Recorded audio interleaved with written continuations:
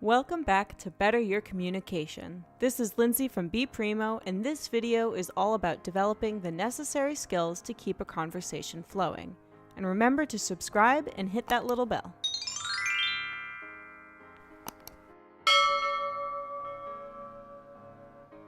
It's easy to find a bunch of conversation starters, but how do you actually keep a conversation going without making it feel like an interrogation or that you're taking up too much airtime?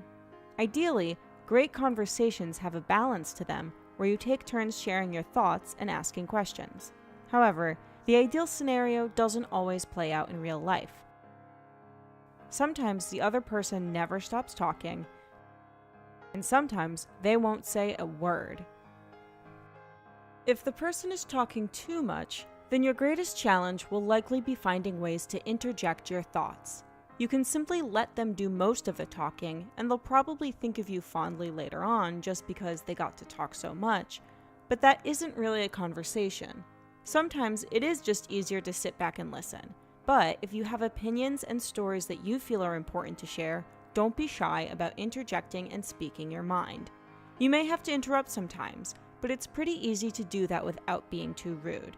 You simply say, "Oh, sorry, I didn't mean to interrupt," and then you say whatever it was that you wanted to say. "Oh, sorry, I didn't mean to interrupt, but what you said just made me think of the last time I traveled by train."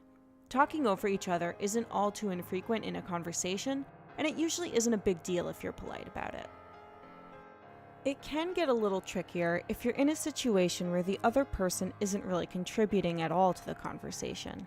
Pulling teeth might be easier. When this is the case, there are several things you can do. You can keep creating opportunities for the person to share their thoughts by asking them different questions. You can branch off the conversation into different topics until you hit upon something that sparks their interest.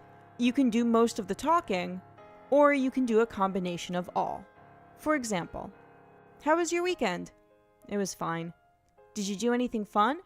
"No, not really." From here, you can continue to ask questions like, "Are you the kind of person who just likes to chill on the weekend?" "Well, what do you consider to be fun?" "What would your ideal weekend look like?" You can change the topic. I think sometimes the weekends where you have nothing to do are the best. I love to just stay at home and read a book or watch a movie. Have you read any good books or seen any good movies lately? Or you could just talk about what you did over the weekend and see if the other person just needs some more time to get comfortable before talking. This is where combining a few different methods would work as well. Continue to talk about your own weekend, maybe branch off into another subject, and then ask them a question about a new topic. "I went hiking this weekend. I don't do it often, but it's awesome to escape from the city now and then just to get away from it all. Have you ever felt that before? Just that feeling of things moving too fast and you just need to take a step away from everything?" You can also point out, "You seem pretty quiet." Maybe they're anxious about an upcoming date, or maybe they're tired because they didn't get any sleep last night. But sometimes that's enough for a person to open up and explain to you what's going on with them. If you do get into an ideal situation, the conversation should flow pretty easily. The topic might jump around, but if you're both enjoying talking to each other, then you'll have no problem staying engaged and getting into a natural flow of taking turns, listening and speaking. Much like any interaction with someone, conversation is an art. Each conversation is different.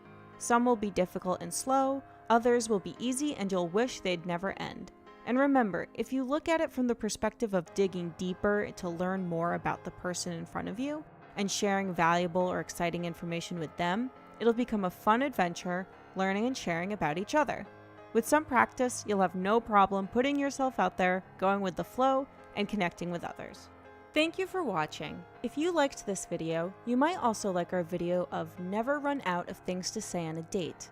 Be sure to like and subscribe to stay updated on all of our content as we post new videos each week.